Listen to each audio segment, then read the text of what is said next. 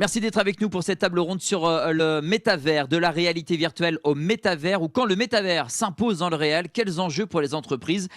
L'avenir est prometteur pour la réalité virtuelle et la réalité augmentée avec le développement des métavers dans lesquels on crée son avatar et même son monde virtuel à l'aide d'un casque. Alors, selon un rapport de Bloomberg Intelligence, le marché annuel du métavers pourrait peser 800 milliards de dollars en 2024. En parallèle, la banque américaine Morgan Stanley parle d'un marché de 8000 milliards de dollars. À titre de comparaison, le marché des jeux vidéo pesait environ 180 milliards de dollars en 2021. Ce sont des chiffres qui font tourner les têtes. Et donc, dans ce contexte, les entreprises doivent se tenir au courant de ces évolutions technologiques pour comprendre les enjeux liés au métavers. Quels sont les usages possibles pour les entreprises actuellement? Sur quelle technologie va-t-il reposer? Est-ce une nouvelle ère pour le web? Pour répondre à ces questions et mesurer pleinement les défis des entreprises pour demain, eh bien, j'ai le plaisir de recevoir des experts sur le sujet qui vont décrypter pour nous les enjeux technologiques, sociétaux et humains des métavers pour les entreprises. Bonjour Frédéric Boidron. Bonjour, bonjour à tous. Vous êtes rédacteur en chef du magazine Planète Robot et consultant nouvelles technologies. À côté de vous, Morgane Girard, cofondateur d'Arcaille Interactive. Bonjour Morgane. Simon Fouché, cofondateur de Metav.rs. J'ai bien prononcé? Oui, parfait. Ouais, très bien. Et Jocelyn Monod, Key Account Manager chez Retail VR. C'est ça, bonjour. Voilà. Je vous demande d'applaudir nos invités puisque c'est une émission en public. Voilà, donc n'hésitez pas.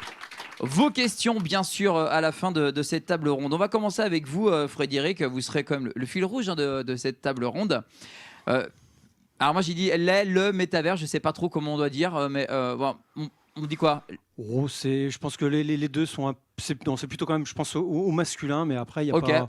Je pense que de toute façon, tout ça, c'est dérivé de métaverse, le mot en anglais. Après, Qui veut voilà. dire? Qui veut dire en Parce fait, que alors, moi, je ne sais pas. en fait un métaverse, en fait, c'est un ensemble. En fait, c'est un univers parallèle qui permet en fait de s'immerger en plus de l'univers réel. Alors, que ce soit sur un écran ou via un casque virtuel depuis quelques années. Mais voilà, c'est un lieu où des gens viennent se rassembler et partager du temps.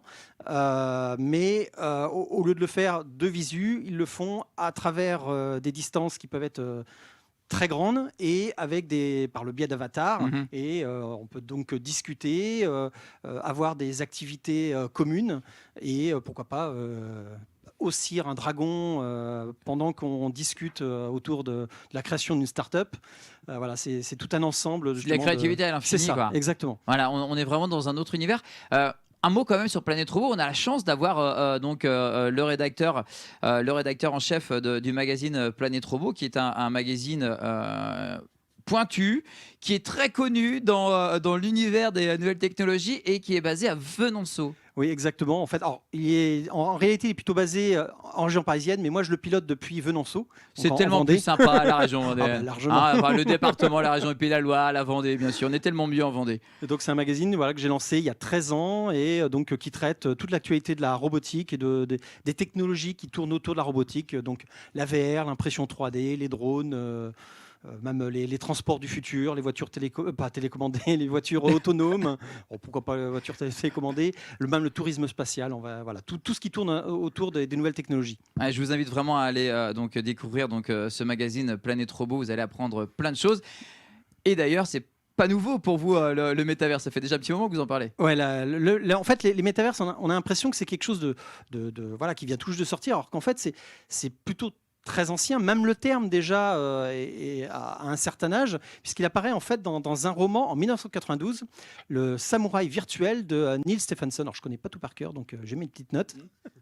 Mais le principe même est même beaucoup plus ancien, puisqu'il apparaît en fait dès les années 70 avec Mud One, qui était... alors Mud One, en fait, maintenant on pourra presque appeler ça un MMORPG.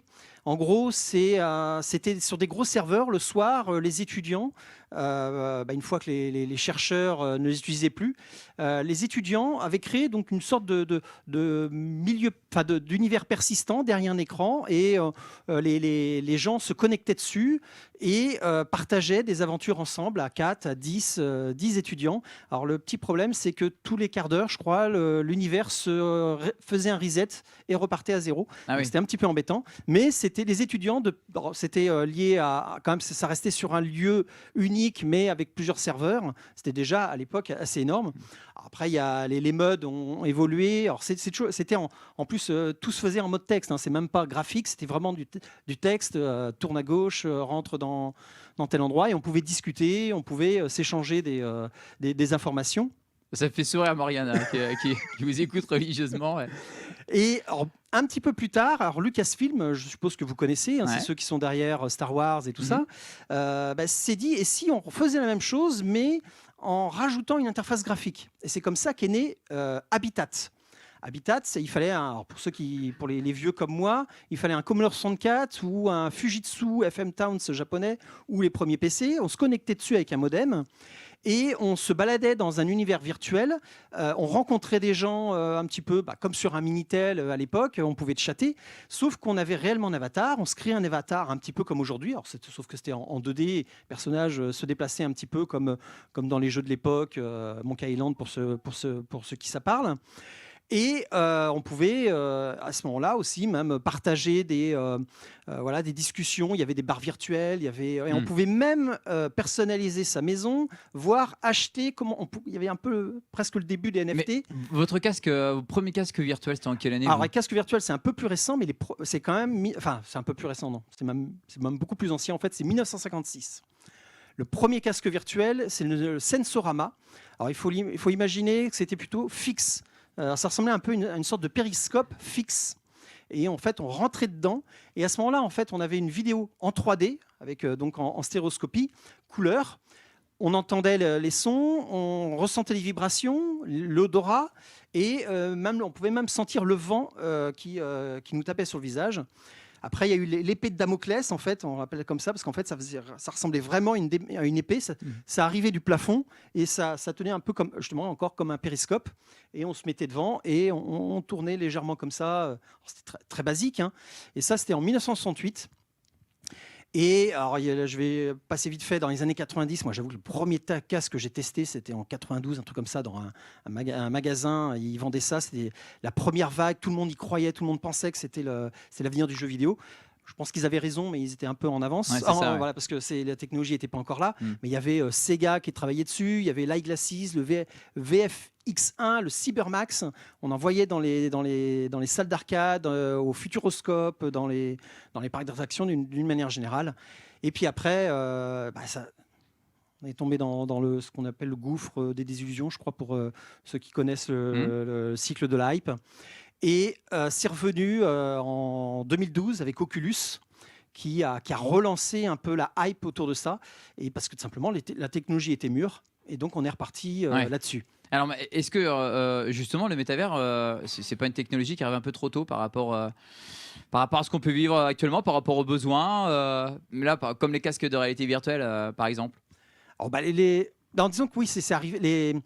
Les casques sont très anciens, mais sauf que c'est seulement très récemment que les gens se sont vraiment mis à utiliser les métavers dans des casques. Donc pendant longtemps, les métavers étaient utilisés derrière un écran. Alors, tout d'abord, effectivement, en écriture, après graphique. Hein, on peut citer un qui avait beaucoup défrayé la chronique, Le Deuxième Monde, en 97, de Cryo Interactive et de Canal+ Multimédia, de Philippe Ulrich, pour ceux qui connaissent. On se baladait dans les rues de Paris, et on rencontrait les gens, les Parisiens, les Parisiens virtuels. Et il y avait même pendant les élections, il y a les partis politiques qui avaient implanté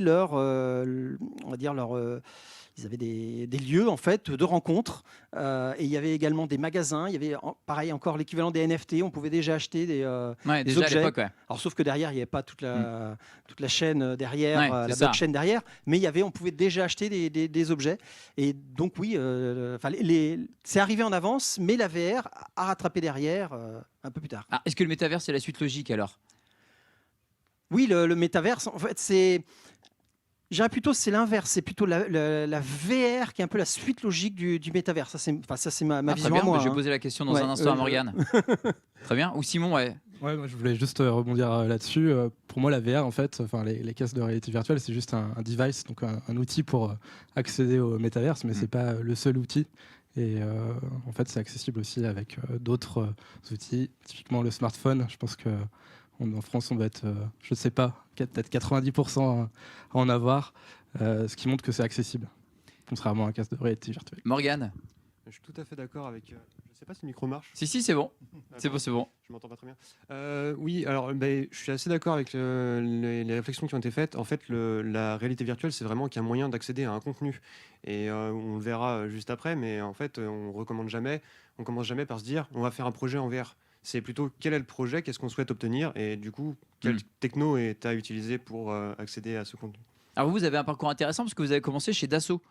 Oui, c'est ça. Alors, du coup, merci pour l'introduction. Vous parliez des casques Oculus qui ont été... alors, c'était les DevKit à l'époque, en 2012, où on proposait du coup à différentes entreprises qui le souhaitaient développer des applications sur leur techno. Mais du coup, on voit bien que la techno, elle n'avait pas encore d'usage. C'est-à-dire qu'on savait qu'on allait démocratiser l'objet technique, mais sans savoir qu'est-ce qu'on allait en faire.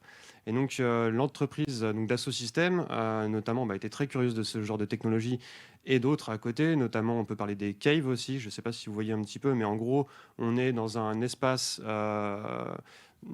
physique avec des écrans qui projettent sur des murs, des vidéoprojecteurs qui projettent sur des murs. Et donc, on enfile des lunettes, on est traqué en position en 3D et on découvre un univers virtuel. Mais on voit aussi le réel à côté. C'est assez perturbant, mais voilà, c'est très proche en termes d'usage. Et donc, moi, ma mission là-bas, c'était dans cette équipe, de chercher quels allaient être les usages, mais pour demain, pour dans 2 ans, 3 ans, 4 ans, vraiment de se projeter dans quel futur on va avoir de disponible, en fait. Alors, qu'est-ce qui vous a amené justement dans le numérique et à cofonder Arcaille ? Alors, déjà, cette expérience, ça, c'en est une première. C'était un beau tremplin. Ouais. Moi, j'ai fait donc un master en management, design et innovation. Donc, c'est ça qui m'a amené à creuser ce genre de sujet, à faire de la prospective. Aujourd'hui, on emploie le mot, mais il n'existait pas à l'époque, en 2012. Et à côté de ça, j'ai fait aussi des études en conception de produits industriels. Donc, c'était vraiment au départ, mon point de départ, pardon. Et donc, avec plein d'expériences derrière, je vous la fais courte, je suis arrivé dans une entreprise, un bureau d'études. On faisait principalement de la conception de carrosserie, donc des formes complexes, pour des camping-caristes, des ambulanciers, etc. Et donc là, j'ai retrouvé, moi, un ancien collègue de promotion dans cette entreprise. Et puis, j'ai découvert aussi un développeur qui, lui aussi, était concepteur, mais donc développeur sur son temps libre. Tous les trois, on était aussi gros fans de jeux vidéo, enfin, faut pas se le cacher. Et puis, on a commencé à voir ces casques de réalité virtuelle qui arrivaient sur le marché, qui étaient beaucoup moins chers qu'avant, et qui proposaient surtout des performances bien au-dessus de ce qu'on avait pu voir avec les dev kits au départ. Et là, on s'est dit, on fait de la conception, on a des choses à montrer. Nos projets, souvent, il y a une mauvaise compréhension du client de ce qu'on peut réaliser. Et puis, derrière un écran, on ne se rend pas compte de tout. À l'échelle d'un véhicule, il faut se rendre compte que ce n'est pas si simple que ça. Donc, on s'est dit, on va acheter un casque et puis on va montrer nos conceptions aux clients. Donc, voilà, on forçait un petit peu l'usage de cette manière. Donc, au départ, c'était vraiment de la prestation presque gratuite. Et puis petit à petit, on les a convaincus de l'utilité que ça avait, puisque ça a été plus loin que les bureaux d'études, les services commerciaux, marketing, les personnes sur les sites de production. Tout le monde s'intéressait et venait voir la conception pendant qu'on la réalisait. Et là, on avait des retours qui étaient juste énormes, inattendus. Et puis très vite, on est arrivé sur d'autres types d'usages, et notamment les configurateurs de produits. C'est-à-dire que le véhicule en entier, c'est bien, mais il en manquait beaucoup de parties. Et très vite, les clients ont commencé à dire est-ce qu'on peut faire plus ? Est-ce que c'est possible avec les machines qu'on a aujourd'hui, donc les ordinateurs ? Alors, pour qu'on comprenne bien, si vous deviez nous pitcher votre start-up en 1 minute, je sais qu'on a des pitchers qui seront juste après, hein, donc j'en profite. Un petit teasing. Si vous deviez pitcher votre start-up pour qu'on comprenne bien ce que vous faites exactement, c'est quoi votre société ? Quel type de société avez-vous créé ? Alors, on est 3 Et on va voir des images à l'antenne en plus. Ouais, super. On est 3 associés, donc un développeur, une personne spécialisée dans la 3D et moi qui suis designer. Et donc on fait du développement d'applications sur mesure. Ça, c'est vraiment la partie importante. Donc des applications avec comme contenu principal la 3D.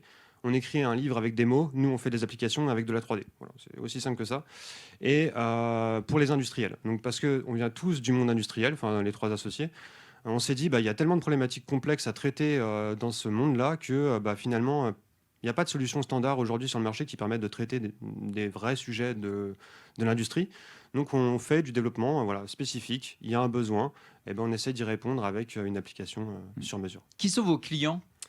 Alors, beaucoup d'industriels de tout type.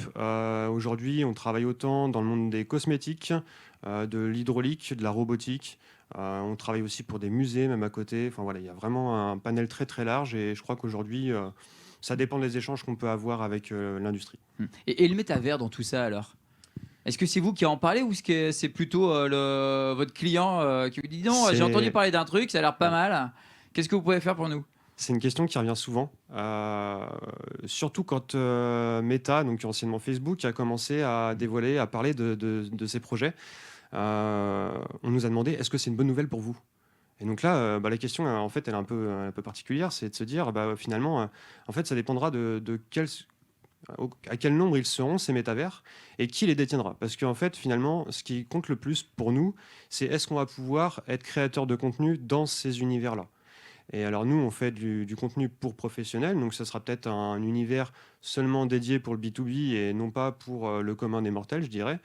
Donc ça, c'est très compliqué. Aujourd'hui, je crois que personne n'a de réponse vraiment précise à apporter sur quelles seront les personnes qui vont porter ces projets-là et quel modèle économique il y aura derrière. Quels sont les applicatifs que vous proposez justement à vos clients? Alors du coup, les revues de projet, ça c'était vraiment le point de départ. S'en est suivi donc les configurateurs de produits, et là c'est très très large puisqu'on peut aller notamment, je parlais de l'hydraulique tout à l'heure, un configurateur de centrale hydraulique qu'on a pu produire. Faut imaginer que dans ce configurateur, on configure le produit en 3D devant soi, donc on n'est pas en réalité virtuelle, on est simplement sur un ordinateur, mais on peut aller aussi collecter le besoin du client. Donc là, c'est de référencer un petit peu quelles sont les caractéristiques techniques attendues par le produit. Donc on va automatiser des calculs derrière l'application et on va automatiser aussi en sortie, on va générer des documents automatiquement. Donc générer un devis, ça paraît assez intéressant puisque on a un produit qui est sur mesure avec plein d'options, des milliers de possibilités. On a le bon devis, les bons visuels, mais aller plus loin, ça veut dire aussi faire des notices de montage, des notices d'utilisation. Tous ces documents, peu importe le nombre de configurations de produits que vous pouvez les sortir avec le bon C'est visuel. génial. Et dernier sujet, c'est la formation. Donc ça, c'est plutôt simple de se projeter dedans. Oui. Là, c'est beaucoup C'est de réalité utilisé virtuelle. déjà depuis un petit moment Tout à dans fait, la formation, notamment dans l'industrie et ceux qui travaillent sur les éoliennes. Oui, et pas que. On pourrait citer aussi EDF qui a commencé très tôt pour faire la maintenance des réacteurs nucléaires. C'est un site qui n'est pas accessible. Du coup, avoir un réacteur virtuel, un jumeau numérique, et préparer les interventions, se former soi-même, c'est une chose, on comprend très vite l'intérêt que ça peut avoir. Alors, beaucoup d'applicatifs, on l'a vu avec vous, donc réalité virtuelle, avec le métavers, etc., notamment dans l'industrie. Simon, vous êtes à la tête d'une plateforme tout en une pour créer, manager, vendre du contenu et des expériences dans le métavers. Vous êtes basé donc entre Angers, Paris et Hong Kong. Et en 2022, votre startup a fait une levée de fonds quand même de 3 millions d'euros, donc félicitations. Vous êtes combien dans la société ? Merci déjà. On est 24, donc on a grossi très rapidement parce que la société a été créée officiellement en début d'année, au mois de fin janvier, donc elle a 10 mois. On prévoit d'être une trentaine d'ici la fin de l'année, donc on a des recrutements en cours. Et puis l'avenir nous dira combien on sera l'année prochaine. Bon, on vous souhaite le meilleur, en tout cas, ça c'est certain. Expliquez-nous votre concept. Ouais, alors Parce que tout en une. Ouais, c'est ça, exactement. Ouais. On est une plateforme généraliste pour que les marques puissent créer des expériences dans ces fameux univers virtuels, mais surtout gérer leur contenu au sein de ces expériences. C'est compliqué pour une marque qui veut se lancer globalement dans les métaverses de savoir par où commencer. Enfin, ça me fait penser à ce que tu disais tout à l'heure. En fait, avec l'annonce de Mark Zuckerberg, toutes les marques se sont mise en tête d'aller dans ce fameux métaverse, mais on n'avait pas vraiment de définition de ce qu'était le métaverse. Donc elles ont challengé toutes les boîtes. Je pense que ça a été bénéfique pour tous les acteurs Ouais. autour de la 3D, de la réalité ouais. augmentée, de la réalité virtuelle, à part pour Facebook. Donc on peut remercier Mark Vous Zuckerberg. allez leur passer devant, quoi. J'ai l'impression, ouais. Peut-être pas quand même. Mais bon, on va dire qu'il a un autre challenge. Hein. Lui, c'est passer 3 milliards d'utilisateurs de la 2D à la 3D. Nous, de partir de zéro, c'est quand même plus facile. Donc voilà, on n'a pas les mêmes challenges. Mais voilà, globalement, les marques, quand elles arrivent dans ces univers virtuels, déjà, qu'est-ce qu'elles veulent y faire? C'était la bonne question depuis l'année dernière. Et comment elles font pour y aller? En sachant que nous, on a une définition du métaverse qui est un peu différente, je pense. Enfin, tout le monde a un peu sa propre définition. Nous, on va dire que c'est un ensemble d'univers virtuels qui, pour l'instant, ne communiquent pas entre eux. Et c'est des acteurs, un peu comme nous tous, qui allons faire que ces mondes vont s'interlacer. Ça vous va, Frédéric, comme définition? Ah oui, ça me va très bien aussi. Après, il y a plein de choses. Hein. Il y a le côté social, il y a Oui, plein de... c'est très large, les métavers en fait. Ouais. Et puis, on n'a pas encore le métaverse, donc j'ai envie de dire, c'est en cours de construction. Voilà. Donc, les marques, elles arrivent en 2022 avec une stratégie en voulant aller dans les métaverses, mais sans savoir exactement comment faire. Et donc, nous, on va les accompagner en sachant que ces fameux univers virtuels, pour certains, sont basés sur la blockchain. Et en gros, pour une marque, intégrer le Web3, c'est challengeant. Donc, passer du Web2 au Web3, c'est challengeant. Passer de la 2D à la 3D, c'est aussi très challengeant parce que vous avez l'habitude de travailler sur des formats plutôt 2D, on va dire, de la vidéo, de la photo. Sur les réseaux sociaux, c'était principalement la 2D. Donc voilà, on va les accompagner sur cette transition 2D, 3D et Web 2, Web 3. Ah, on rappelle quand même que vous proposez de la gamification de l'expérience client. Il faut quand même que vous nous donniez des exemples de clients avec lesquels vous travaillez et comment ça fonctionne, cette gamification. Ouais, on travaille pas mal avec les marques de luxe. Pour une fois, c'est les marques qui sont les plus avancées digitalement, on va dire, dans le Web 3, dans les métaverses. Alors qu'on avait plutôt tendance à dire, marketingment parlant, qu'elles étaient plutôt à la traîne et qu'elles arrivaient un peu après tout le monde. Là, en fait, elles profitent de leur notoriété dans le monde réel pour avoir cette visibilité dans les univers virtuels. Donc, on cible pas mal ces marques de luxe. On travaille forcément avec des agences qui vont accompagner ces clients sur la partie stratégie. Hein. Nous, on est une plateforme technologique et la stratégie, on va pouvoir la déléguer à des agences. Et puis après, globalement, pas mal de retail, des marques qui veulent soit avoir de la visibilité. C'est pas forcément l'enjeu du moment parce que ces mondes sont en train de grossir. Donc je parlais de Facebook avec ces 3 milliards d'utilisateurs. Quand on va parler de métaverse et d'univers virtuel, si on n'inclut pas les gros jeux vidéo des éditeurs classiques, on va être sur des audiences qui sont quand même beaucoup plus faibles. Donc des enjeux plutôt de branding, d'innovation. Voilà. Donc vous avez des marques de luxe. Vous avez un exemple aussi. J'avais vu Nike. Vous avez bossé avec Nike. Alors on n'a pas bossé avec Nike. Ah, mais alors peut-être je vais utiliser un exemple. C'était peut-être pour vous. Non, Jocelyn. Non, je plaisante. Non, mais non, j'avais vu que vous avez bossé avec Nike avec les NFT. Alors c'est peut-être une erreur de ma part. Alors non, ouais. Non, vous bossez avec les marques de luxe. Vous avez le droit de citer les marques ou pas? Ouais, on peut citer des marques. On a Prada, on a Chanel. On a aussi dans le retail Westfield, qui est un groupement de centres commerciaux. C'est eux qui ont les halles. Globalement, en fait, c'est bientôt Nike, hein, il paraît. Ouais, on me dit dans l'oreillette bientôt Nike. Merci. Voilà, il manque l'appel. Mais ouais, en fait, ces marques-là vont avoir des enjeux et des stratégies différentes. Et ces enjeux, on va les accompagner de manière différente. Il y a des marques qui vont les utiliser les métaverses en interne pour de la formation. Donc nous, on ne fait pas trop de réalité virtuelle, on est plus sur l'accessibilité grand public. Nous, notre solution, elle est plus pour le grand public, ce qu'on appelle le B2C. Mais en fait, on se rend compte que les marques, elles l'utilisent aussi en interne pour former leurs salariés sur ce que c'est que le métavers, ce que c'est que les NFT, ce qu'est le Web3 de manière générale. Donc il y a des marques qui vont progressivement comme ça avec de l'interne d'abord. Et est-ce que ça fonctionne pour tout type de société ? Alors, ça dépend des solutions. La nôtre, on va plutôt s'adresser à des marques qui sont matures. Donc on va aller chercher les grands comptes parce que, comme je le disais, c'est celles qui sont les plus avancées. C'est aussi celles qui peuvent se le permettre parce qu'elles ont du budget et en fait pour des PME ou des TPE, c'est pas leur challenge d'aller tout de suite dans le métaverse. Enfin, ça va leur coûter cher. Je pense que le retour sur investissement n'est pas forcément intéressant. En fait, ils ont d'autres priorités d'aller sur du e-commerce, de faire de l'acquisition de trafic sur des plateformes sociales, et que le métaverse, en tout cas nous, avec notre solution pour l'utilisateur final, on va plutôt conseiller à la marque d'être déjà bien avancée, d'être déjà au clair sur sa stratégie e-commerce, et une fois que tout est OK, de pouvoir franchir le pas c'est ça. du métaverse. Ouais. Est-ce que c'est compliqué pour ces marques de franchir le pas? Bah oui, elles sont pas forcément équipées en outils. Et même quand on parle d'univers virtuels qui sont basés sur la blockchain, je pense à The Sandbox ou à Decentraland, on en a entendu beaucoup parler. En fait, c'est compliqué pour une marque de gérer, rien qu'en interne, de la crypto-monnaie. Comment on gère comptablement de la crypto-monnaie, comment on fait passer ça sur les comptes quand on génère des revenus en vendant des biens dématérialisés qui reposent sur la blockchain. Enfin bref, c'est très compliqué. Je vais pas rentrer dans le détail. La crypto-monnaie, en plus, on en entend parler en ce moment. C'est d'actu. Hein.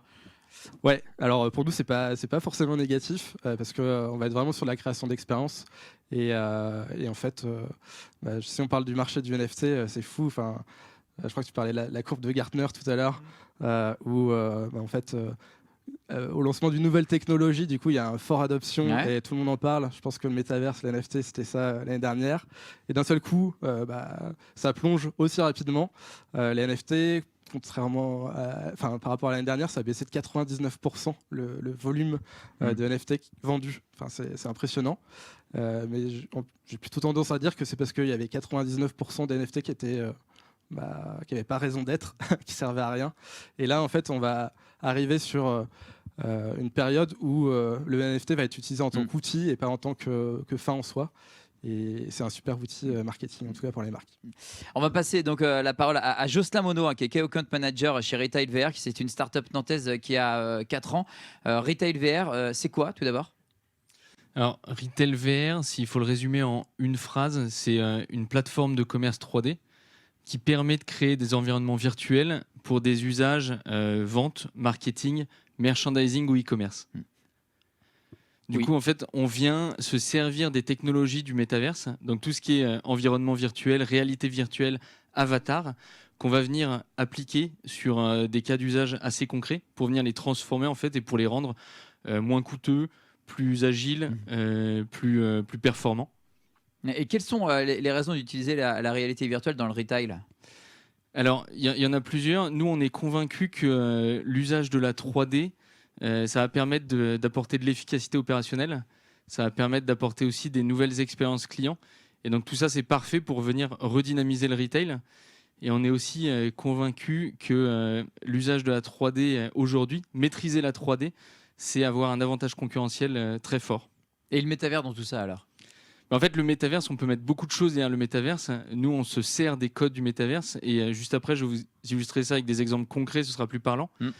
Mais nous, notre volonté, c'est de rendre cet environnement virtuel et toute cette notion de réalité virtuelle accessible à tous.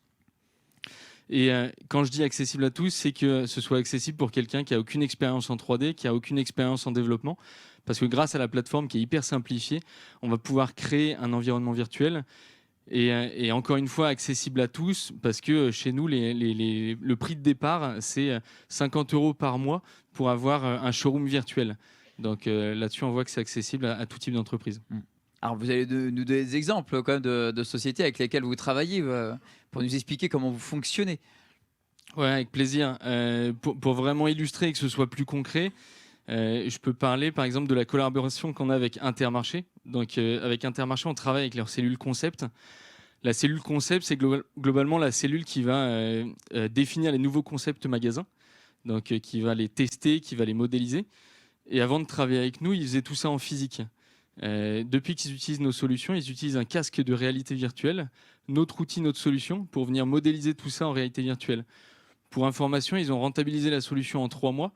Et depuis, ils économisent quelques centaines de milliers d'euros. Donc, c'est plutôt intéressant pour eux.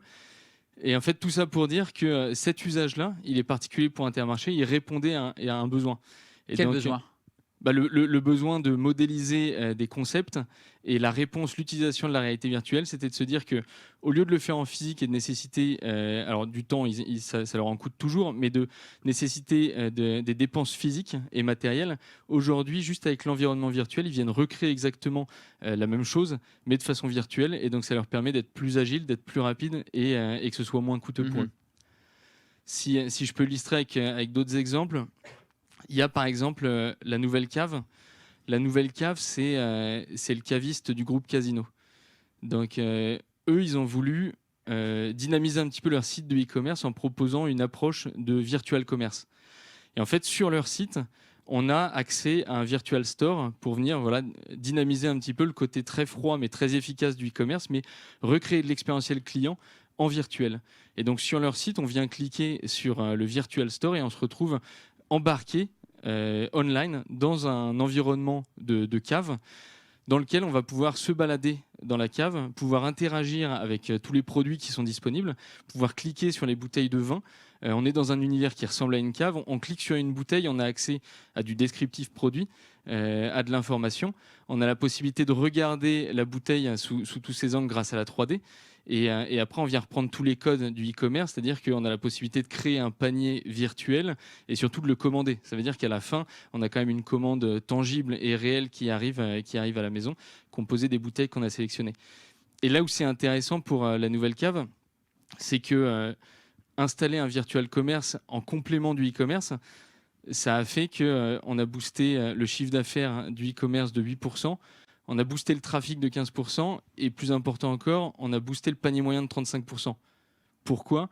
Parce qu'en fait, on vient recréer les codes réels. Ça veut dire que la personne, le consommateur se balade dans le magasin. C'est génial. Il est plus sensible à l'impulsion, il passe plus de temps que sur le site de e-commerce et donc on vient encore une fois dynamiser le retail. Ouais, donc demain, en fait, on fera tous nos courses avec un casque de réalité virtuelle et je serai dans mon salon comme ça. Ok, d'accord, je vais prendre ça, clac, clac. C'est ça en fait. Alors demain, ça pourrait être le cas. Aujourd'hui, le casque de réalité virtuelle, comme on le disait tout à l'heure, c'est assez niche. Ça veut dire qu'il y a peu de personnes qui sont équipées et c'est pour ça qu'on fait attention à ce que nos expériences elles soient utilisables sur tout type de device. Et donc là, c'est un virtual store qui est accessible sur smartphone, sur tablette, sur ordinateur.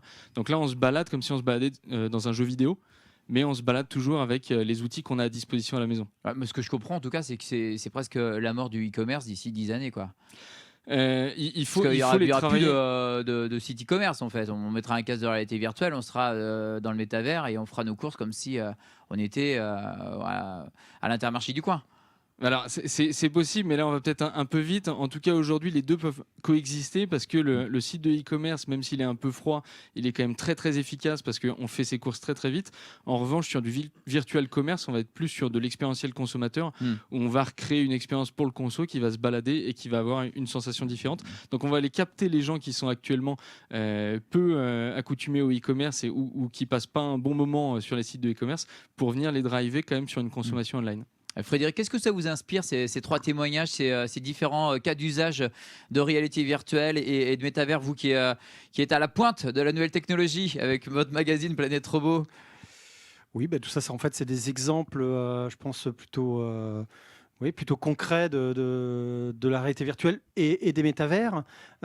Effectivement, les métavers, comme tout le monde le précise, on n'est pas obligé d'avoir un casque virtuel pour l'instant. Puis même dans l'avenir, je pense que ce ne sera pas un objet obligatoire, mais effectivement, c'est quelque chose qui peut peut-être apporter une immersion supplémentaire. Je pense notamment aux gamers qui sont sur le Quest et qui s'amusent justement sur les métavers actuels comme Rec Room ou ce genre de choses. Et apporter, peut-être aller dans un magasin virtuel, aller faire ses courses, un peu comme il y a les drives et tout ça. Je pense que ça peut apporter une expérience gamer intéressante. Moi, en tout cas, j'avoue que je serais assez curieux de tester comme ça. Alors, est-ce qu'il faut craindre ces nouvelles technologies immersives ou être vigilant quant à son utilisation? Si on prend, parce qu'on prend l'exemple des gamers, par exemple, parce on a tendance à dire, si on joue à Call of Duty, les mecs pètent des plombs, ils font n'importe quoi et ils n'arrivent pas à sortir de ce monde virtuel. Est-ce qu'avec ce type de techno, le métavers, on a son avatar, on fait ce qu'on veut, On se crée son monde virtuel. Est-ce qu'il faut craindre quelque part ces nouvelles technologies?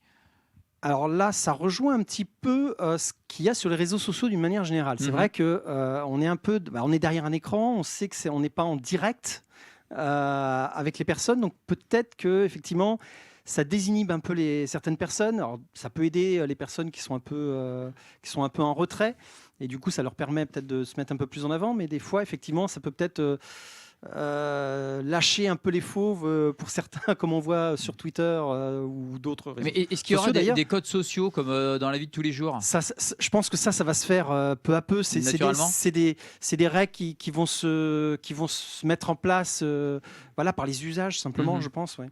Et sur l'expérience, ouais, je pense. C'est ça, oui.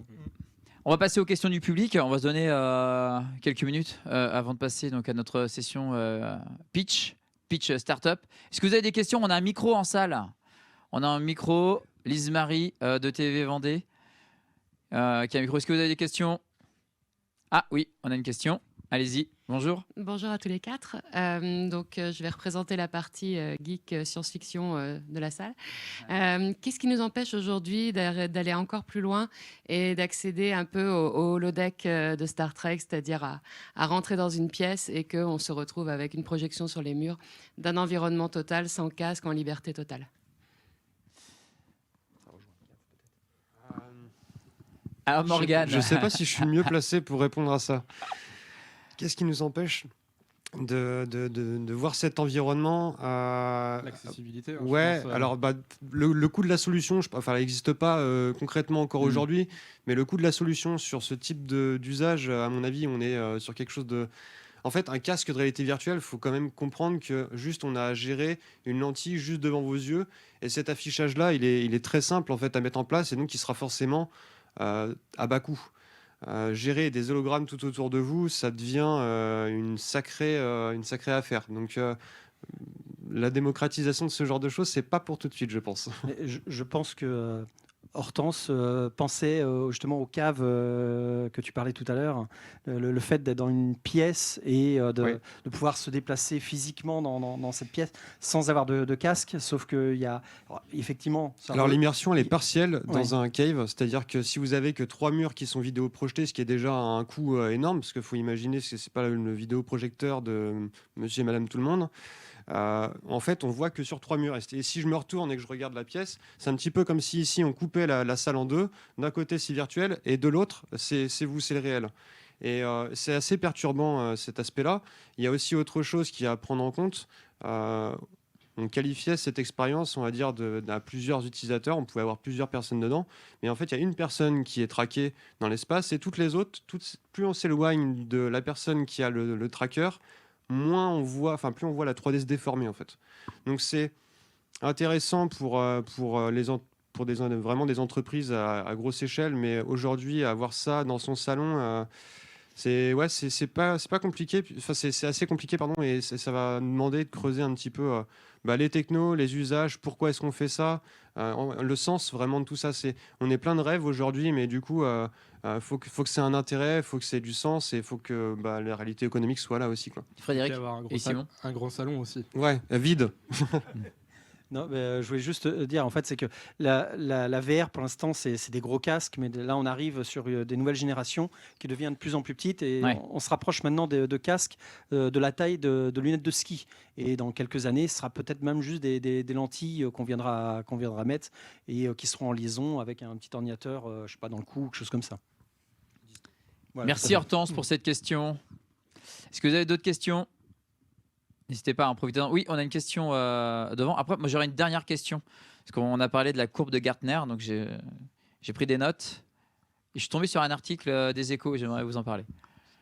Bonsoir. On entend souvent, on s'étonne souvent, on s'inquiète souvent de la mort des centres-villes et des commerces de centres-villes. Est-ce qu'il y a des usages, d'après vous, du métaverse, et notamment pour le retail, qui pourraient servir la redynamisation des commerces de proximité ? Moi, je peux peut-être y aller là-dessus. Mais en gros, il y a plusieurs choses. Déjà, nous, ce qu'on propose, c'est pour dynamiser. On a plusieurs solutions pour dynamiser déjà les points de vente physiques. Donc là, on va parler de digitalisation. Donc c'est notamment, on parlait de gamification rapidement tout à l'heure, mais on va pouvoir apporter, grâce à la réalité virtuelle ou la réalité augmentée, de la gamification pour donner envie aux consommateurs de revenir dans ces points de vente.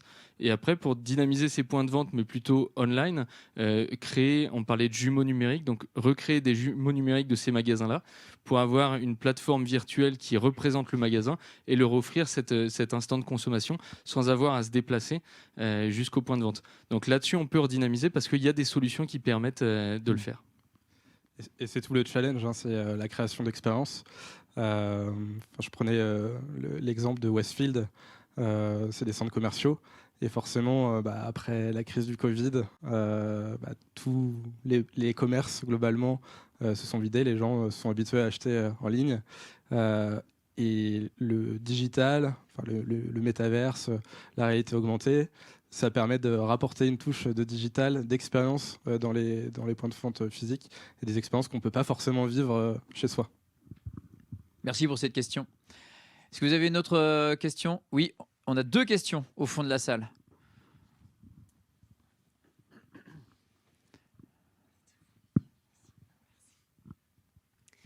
Bonsoir. Cette question, en fait, elle porte plus sur le sujet de l'art. Et en fait, je me demandais si c'était possible de partir de rien du tout. Et qu'en gros, maintenant, ça existe dans l'intelligence artificielle. Par exemple, il y a des peintures qui sont créées comme ça, et puis on ne sait même pas à l'œil humain laquelle est intelligence artificielle ou non. Ou même dans la musique, il y a 2 frères, je crois, qui ont inventé des suites mélodiques, toutes les suites mélodiques impossibles et inimaginables. Et voilà. Et est-ce que c'est possible donc de partir de ça? Et puis imaginons, si on reste dans le domaine de la musique, qu'après, grâce à la réalité virtuelle, vous faites une expérience immersive où il y a un concert de lignes mélodiques déjà créées par l'intelligence artificielle, et que en fait, en gros, on se balade dans quelque chose qui est totalement pas créé par l'homme, en fait, du tout. Vous avez 4 heures. Merci pour cette question. Vous êtes musicienne? Oui. Ouais. Ouais. Je me suis dit aussi. Ouais, c'est des sujets qui sont en train d'arriver. En effet, là, on a vu beaucoup depuis l'été passer ces sujets sur la création d'art numérique, principalement 2D, où en gros, on a des outils où on met des mots et ça nous sort des œuvres d'art numérique. Là, le sujet est en train d'arriver sur la 3D. Il y a beaucoup de créateurs qui sont en train de se baser. Et la vidéo, je suis un peu moins calé vidéo.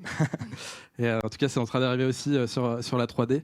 Et du coup, ça permet vraiment de repenser la création de ces environnements virtuels où avant, tout était fait à la main par des graphistes 3D, 2D. Et c'était ça demandait beaucoup de temps. Là, il est possible de générer beaucoup plus facilement des contenus dans ces univers virtuels. Donc de la 3D, des musiques, enfin tout type de format qu'on peut imaginer. Voilà, donc ça ne veut pas dire que les graphistes vont disparaître. En fait, ces graphistes ils vont entraîner ces intelligences artificielles pour avoir un certain style.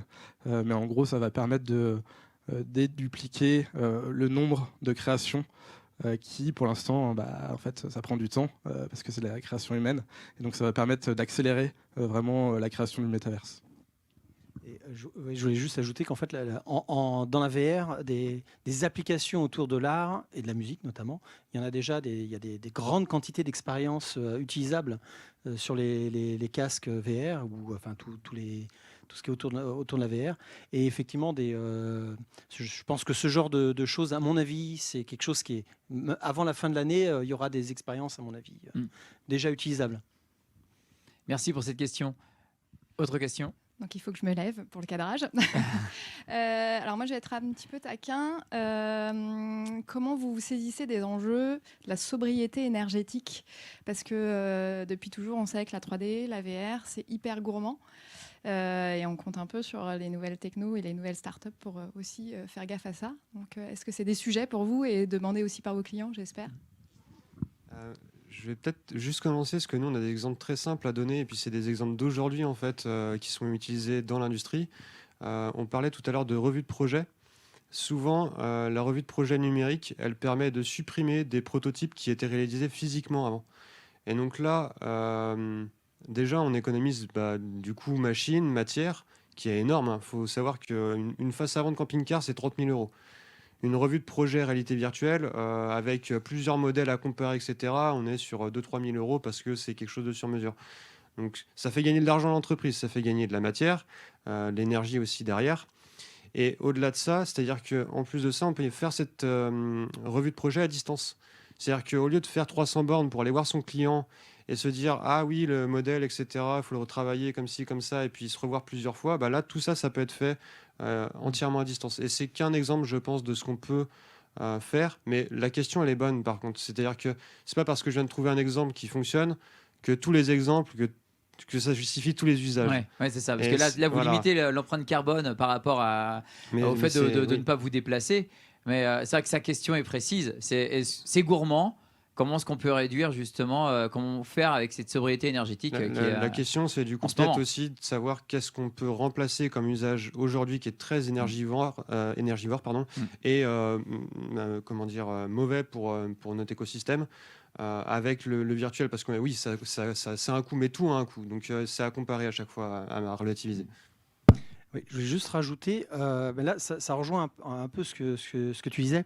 En fait, il existe des métavers déjà actuellement qui permettent de créer des réunions virtuelles avec des personnes à travers le monde entier, avec chacun un avatar. Et plutôt que de se réunir sur un lieu unique, mais ça rejoint tout ce que tu disais tout à l'heure, on fait tout à distance via un casque de réalité virtuelle. Et à côté de ça, il y a ce que j'appelle le air tourisme. Alors, c'est du tourisme en fait par robot. En gros, si vous voulez aller, alors pour l'instant ça n'existe pas, mais c'est quelque chose qui est en train d'arriver.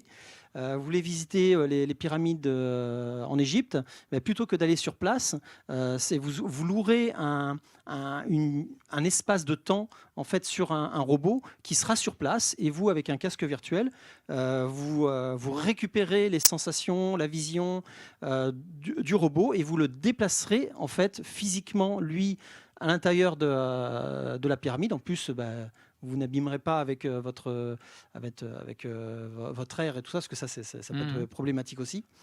Alors ça enlève un peu le côté, oui, mais du coup on enlève le côté réel, mais après c'est un équilibre à faire aussi sur ce genre de choses. Et puis c'est moins cher. C'est moins cher au final, oui. On est d'accord, c'est moins cher. Alors moi j'ai une dernière question pour vous. Un peu poil à gratter, hein. Je rejoins cette personne. Alors, je vais terminer par une question un peu poil à gratter, puisque je suis tombé sur un article des Échos fin octobre. On parlait de la courbe de Gartner. Les Échos qui ont sorti un article avec le titre « Le métavers peut-il passer l'hiver ?» qui explique que tous les projets déçoivent. Il n'y a plus d'argent gratuit pour les soutenir autant, et que même une grande agence de communication a déconseillé à une start-up de dire que le monde virtuel qu'elle développe est un métavers. Alors pour vous, et ce sera ma question de conclusion, le métavers, est-ce que c'est malgré tout l'avenir d'Internet avec un casque de réalité virtuelle et des avatars pour tous? Moi, je pense pas que ce sera qu'avec un casque de réalité virtuelle, encore une fois. Mais par contre, que ça va être de plus en plus présent dans nos vies. En fait, on le voit avec les réseaux sociaux. Quand on est sur LinkedIn ou sur Facebook, on n'est pas la même personne. Pareil sur Instagram. Et en fait, ces univers virtuels, on a un besoin de représentation dans ces différents univers virtuels, donc ils sont de plus en plus présents dans nos vies. Les expériences vont arriver. Là, on est au tout début. Ça fait 1 an qu'on en parle globalement, donc c'est normal que la technologie mette du temps à se développer et que certaines expériences puissent décevoir. Donc je pense qu'il faut vivre avec son temps.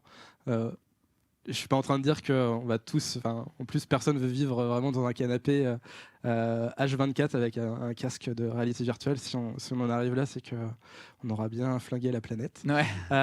Mais globalement, on est là pour vivre des expériences. Si les expériences sont au rendez-vous, en fait, les usages seront au rendez-vous. Jocelyn, Morgane, et je laisserai le mot de la fin à Frédéric. Je suis d'accord avec ce qui a été dit. Il y a une vraie question de qualification et d'usage, de se dire qu'est-ce qu'on met derrière le métaverse, à quoi ça sert et pourquoi on va l'utiliser. Et nous aujourd'hui avec Retail VR, ce qu'on voit, c'est qu'on a des usages qui sont très concrets, qui permettent d'améliorer l'actuel, le réel, avec ces nouvelles technos et d'aller un petit peu plus loin dans l'immersion, dans la conviction, dans la revente, dans le merchandising et toutes les solutions qu'on peut proposer. Donc Le métaverse, demain, on verra ce qui va en advenir. Quand il y a les GAFAM qui se positionnent pour essayer de créer quelque chose, on va voir ce qu'elles vont faire. En revanche, aujourd'hui, il y a déjà des usages qui sont concrets, qu'on adresse et qui sont bénéfiques pour tout le monde. Morgane ? C'est une vaste question et je ne suis pas sûr qu'on soit vraiment très concernés, nous, à notre échelle. Aujourd'hui, on se contente de créer des contenus 3D immersifs ou non pour des usages qui sont là, qui existent et on ne parle pas d'y passer sa vie en fait à l'intérieur. Les métavers, ça sera peut-être un moyen un jour de connecter toutes ces expériences qui sont aujourd'hui vraiment éparpillées un peu partout, d'imaginer des contenus qui soient plus fédérateurs, qui vraiment donnent envie aux personnes de s'y déplacer. Si on parle événementiel, un concert virtuel, qu'est-ce que ça serait ? Parce que finalement, on imagine beaucoup souvent transposer notre vraie vie dans le métavers, mais en fait, demain, on aura peut-être des choses qu'on ne pourra pas vivre dans la vraie vie. Et donc, il y a plein de questions à se poser derrière, et qui prendra la place, qui aura ce contrôle des métavers, c'est aussi une très très grande question. Aujourd'hui, on ne peut pas trancher cette question-là voilà, aussi simplement, mais c'est tout à fait le but, je pense aussi. Frédéric ? En fait, tout a été dit. Non, mais les métavers, en fait, oui, c'est pas. Alors déjà, c'est pas une fin en soi. Je dirais que c'est un outil. C'est un moyen de s'évader. C'est un moyen d'avoir des expériences différentes, qui, à la limite, qui n'existeraient pas, voilà, comme tu disais tout à l'heure. Par exemple, on peut très bien imaginer un métavers, enfin, je dirais, non, c'est pas vraiment un métavers, mais plutôt des expériences virtuelles avec un robot dans l'espace et on le pilote depuis la Terre avec un casque.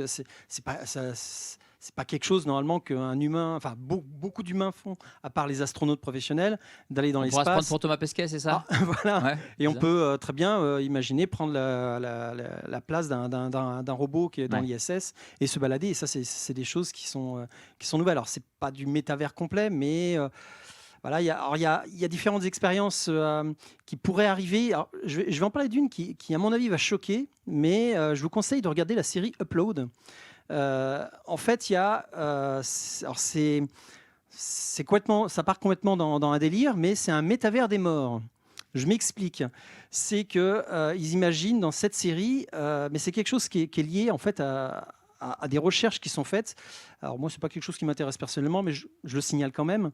En gros, ils imaginent qu'en fait, on va recréer les personnalités, on va faire une copie de la personnalité des personnes qui décèdent dans un univers virtuel, et après, les vivants vont, avec un casque ou un autre moyen, retrouver ces personnes dans un univers virtuel. Alors, j'imagine que ça choque. Vous avez bien flingué l'ambiance quand même, on va pas se mentir. Je suis moi-même le premier choqué, mais bon, c'est juste pour vous donner en fait une des applications possibles qui risque d'y avoir. Alors là, effectivement, je plombe l'ambiance, je suis désolé. Mais d'un autre côté, là, je pars dans un autre domaine. Alors là, je suis très SF.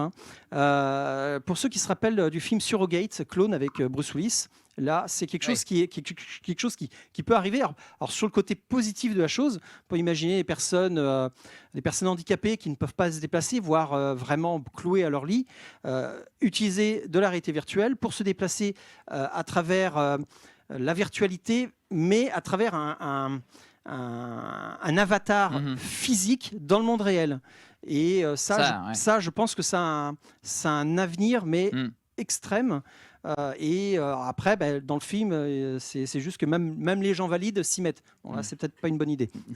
En tout cas, il y a une chose sur laquelle nous ne serons pas d'accord, c'est est-ce qu'on dit le ou les ? Parce que pendant une heure, on disait le ou les métavers. Voilà, ça c'est sûr. Il y en a plusieurs en fait, c'est juste qu'il faut les réunir.